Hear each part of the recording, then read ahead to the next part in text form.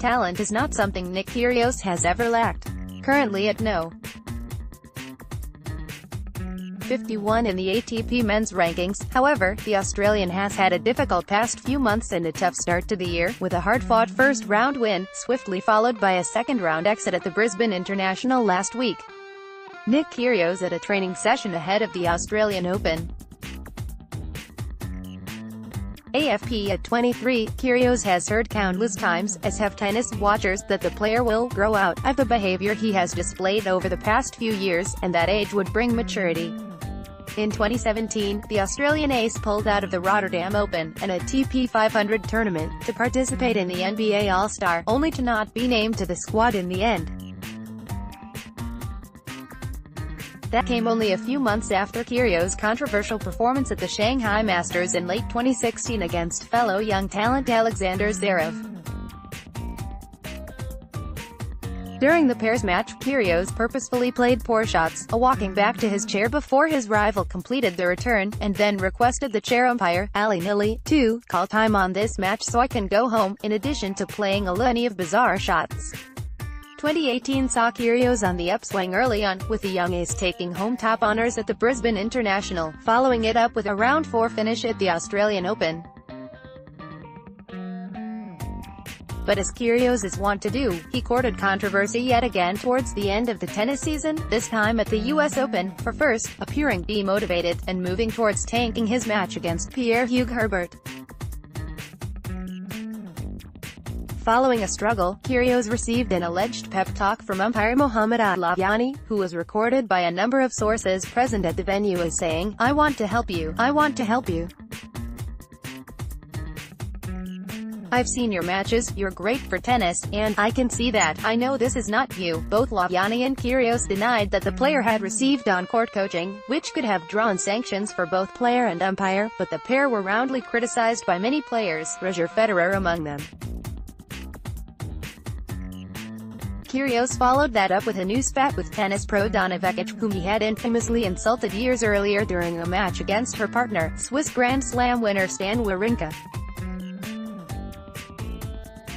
Kyrgios has made no secret, particularly in the past few months, of his struggles with his mental health, and for that, he should doubtless be lauded. What is in question is his own desire to play the game, one that, even into 2019, it seems doubtful even the player has enough clarity about.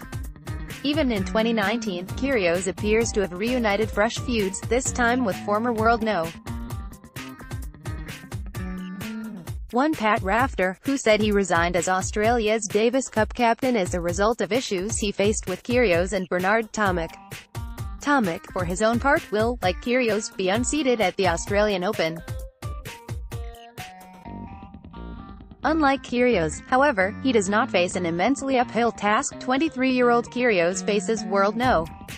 16 Milos Raonic in his round 1 match, which if he wins would mean he would face old rival Stan Wawrinka yet again. Last week, at the Kooyong Classic, Kyrgios lost to old friend and rival Tomic, with a strange underhand serve involved in the match, which wound up going to Tomic in straight sets. Tomic himself has made no secret of his struggles, or his bad boy antics. Often pictured more on the party circuit on the court, Tomic faces a brutal Australian Open opening, against former US Open winner Marin Cilic. More loath to boast about his millions in earnings, speaking of his amazing achievements in the sport and winning millions of dollars in prize money in spite not really trying hard throughout his career. In an interview in Miami in 2017,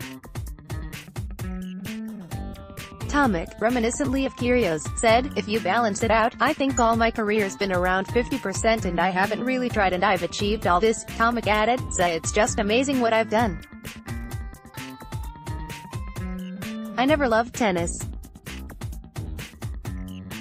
I am just going to go about it as a job." Neither player, both considered problem children, as tennis goes, has appeared to be particularly invested in the sport as a career, but each has been able to coast along as a result of their talent.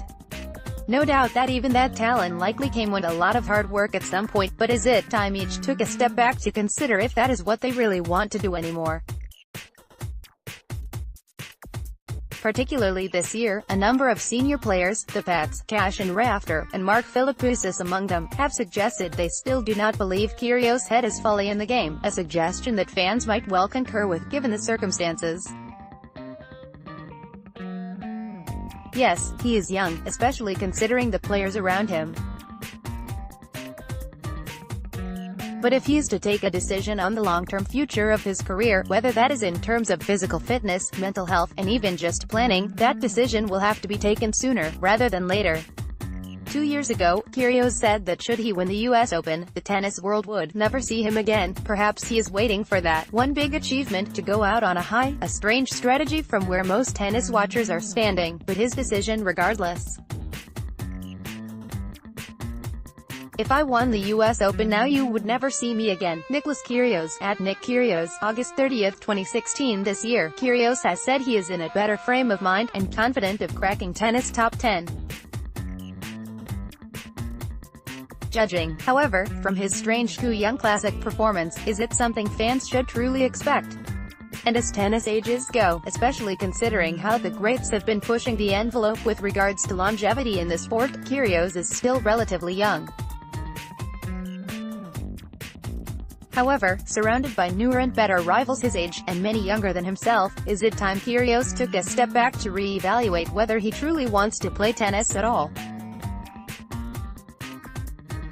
This also brings to mind the question, should mental training, and in fact, a focus on mental health, be an integral part of young players' training?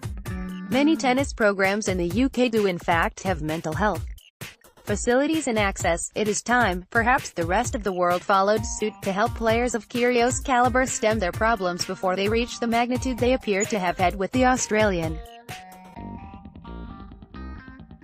In a time where longevity has become the norm and a system that insists on consistent winning to stay afloat in the rankings, zoning in and focusing on the mental aspect of the game, in early training, and very much in the adult game as well, is paramount. Only last year, a certain Swiss ace said in an interview that victories don't come easy, you have to be mentally strong to be at the top no matter, regardless of the player you are. Indeed, is that mental aspect of the game that has truly kept the players at the top where they are, at the top. First Post is now on WhatsApp. For the latest analysis, commentary and news updates, sign up for our WhatsApp services. Just go to firstpost.com/WhatsApp and hit the subscribe button. Updated date, January 14, 2019, 4:47 p.m.